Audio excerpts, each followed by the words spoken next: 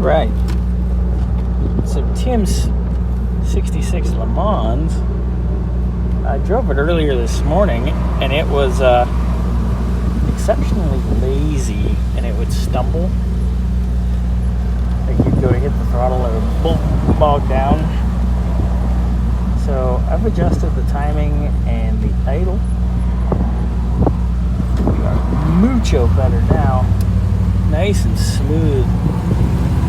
Nice smooth acceleration. Awesome.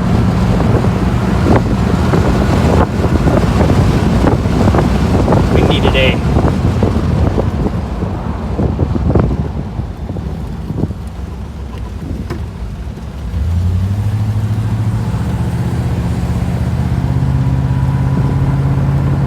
Kicked in some timing. This thing has an HEI.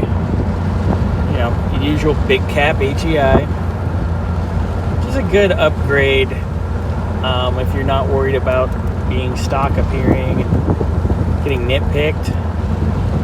If you want something drivability wise and reliability, GM HEI, baby.